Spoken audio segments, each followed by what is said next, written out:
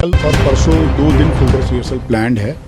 उसमें हम लोग जो 2 दिन समिट के हैं उसमें जो भी कार्रवाई होनी है उसी का एक रिहर्सल करेंगे। 9 तारीख का रिहर्सल 2 तारीख को हो रहा है और 10 तारीख की कार्रवाई का रिहर्सल 3 तारीख को हो रहा है। अब इसी के तहत जो आम जनता को अफेक्ट करेगा वो है कारकेड रिहर्सल। बाकी वेन्यू के ऊपर जो रिहर्सल हो रहा है उसमें आम जनता को इतनी असुविधा नहीं होगी। जो हम कोशिश कर रहे हैं कि कारकेड रिहर्सल जो हो उसकी असुविधा कम से कम हो, इसीलिए एक एडवाइजरी जारी की गई है। इसके तहत हमने ये बताया है कि कौन से टाइम स्लॉट्स हैं, जैसे सुबह 8:30 बजे से 12 बजे, दोपहर के 4:30 बजे से शाम के 6 बजे और शाम के 7 बजे से रात के 11 बजे तक कारकेड रिहर्सल्स प्लान्ड है। इन टाइम स्लॉट्स में हमने नागरिकों से ये रिक्वेस्ट की है कि कुछ जंक्शंस है और रोड्स है उसको अवॉइड करें, क्योंकि यहीं से कारकेड की मूवमेंट होनी है। रिहर्सल के दौरान हमने ऐसी कोई भी कर्फ्यू वाली स्थिति ना उत्पन्न करेंगे, ना उत्पन्न होनी है। तो अगर ऐसी कोई अफवाह चल रही है तो उसको खारिज किया जाता है। हमने कोई भी बस, कोई भी मेट्रो सर्विस, कोई भी TSR, taxi, cab, private vehicle के ऊपर कोई प्रतिबंध नहीं लगाया है।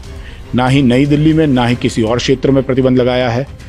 हम अपील ज़रूर ये करते हैं लोगों से कि इन जो निर्देशिका में जो दर्शित क्षेत्र है, जो रोड है, जंक्शंस है, उनको वो अवॉइड करें, खासकर इन टाइम स्लॉट्स में अवॉइड करें, क्योंकि यहाँ कंजेशन हो सकता है। अब रूट का रिहर्सल है तो बाकायदा रूट की कार्रवाई होगी, उसके तहत उस रास्ते को उस टाइम स्लॉट में खाली रखा जाएगा।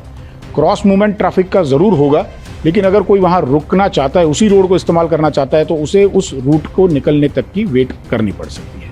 तो ये कंजेशन होगा, उस वजह से हमने लोगों से अपील किया है कि इन रास्तों को उन समय में इस्तेमाल ना करें।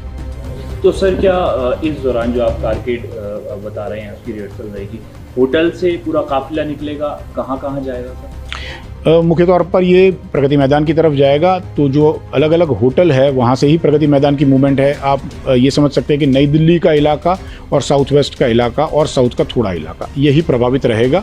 बाकी दिल्ली के कोई क्षेत्र में इस कारकेड रिहर्सल का कोई प्रभाव नहीं होगा। सर, मुख्य तौर पर कौन कौन से ऐसे रूट्स हैं जो आप बताना चाहेंगे जो मुख्य तौर पर प्रभावी रहेंगे? जैसे सरदार पटेल मार्ग है, ये प्रभावी रहेगा। इस पर जो भी जंक्शंस है, जैसे पंचशील मार्ग का जंक्शन है, कौटिल्य मार्ग का जंक्शन है, ये प्रभावित रहेंगे। अकबर रोड है और अकबर रोड के ऊपर जितने जंक्शंस है ये प्रभावित रहेंगे।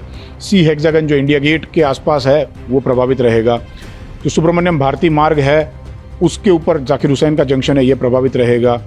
इसके अलावा विंडसर प्लेस है वो प्रभावित रहेगा, जो कि अशोका रोड के ऊपर है। बाराखंबा रोड है, ये प्रभावित रहेगा, लेकिन थोड़े समय के लिए रहेगा। प्रेस एनक्लेव रोड है, लाल बहादुर शास्त्री मार्ग है, जोसेफ टीटो मार्ग है। इसके अलावा जो नई दिल्ली के अकबर रोड के जंक्शन है उनका नाम मैं नहीं दोहरा रहा हूँ, लेकिन ये अफेक्टेड रहेंगे। मथुरा रोड अफेक्टेड रहेगा, भैरव मार्ग जो है वो अफेक्टेड रहेगा, राउंड अबाउट कौटिल्य अफेक्टेड रहेगा। शांति पथ के जो जंक्शन है वो थोड़े अफेक्टेड रहेंगे। और इसके अलावा सर परसों का क्या कुछ कार्यक्रम? परसों जो है हम लोग 10 तारीख का रिहर्सल करेंगे, तो उसमें सेंट्रल डिस्ट्रिक्ट का कुछ इलाका प्रभावित रहेगा रिहर्सल से, लेकिन वो मुख्य तौर पर सुबह का जो टाइम स्लॉट है उसी में रहेगा। आज सर ब्रीफिंग भी हमने देखी आपकी तरफ से, ब्रीफिंग जो थी वो ट्रैफिक की ब्रीफिंग पिछले हफ्ते हो चुकी थी। यह शायद आज आपने जो देखी होगी वो सिक्योरिटी की तरफ से ब्रीफिंग थी। उसमें सिक्योरिटी यूनिट जो कार्रवाई करेगा उसके बारे में ब्यौरा दिया होगा अफसर साहिबान ने। ट्रैफिक की तरफ से मैं यही कहूँगा लोगों को कि कोई भी ऐसी अफवाह को हवा ना दे, अफवाह में विश्वास ना रखे। आपको अगर कोई भी डाउट है तो आप निर्देशिका देखें जो ऑफिशियली जारी की जा चुकी है। इसके अलावा एक वर्चुअल हेल्प डेस्क है हमारी, उसको आप विजिट करें। उस पर रियल टाइम ट्रैफिक अलर्ट्स मिलेंगे। जो कल का रिहर्सल है उसके बारे में वहाँ जानकारी मिल जाएगी। जो हमारा ट्विटर हैंडल है, फेसबुक पेज है, उसे भी आप फॉलो कीजिए। कोई भी डाउट है आप हेल्पलाइन पे भी फ़ोन करके बात कर सकते हैं। और एक एम्बुलेंस असिस्टेंस कंट्रोल रूम हमने शुरू करना है, जो समिट के दिन है उसमें चालू रहेगा।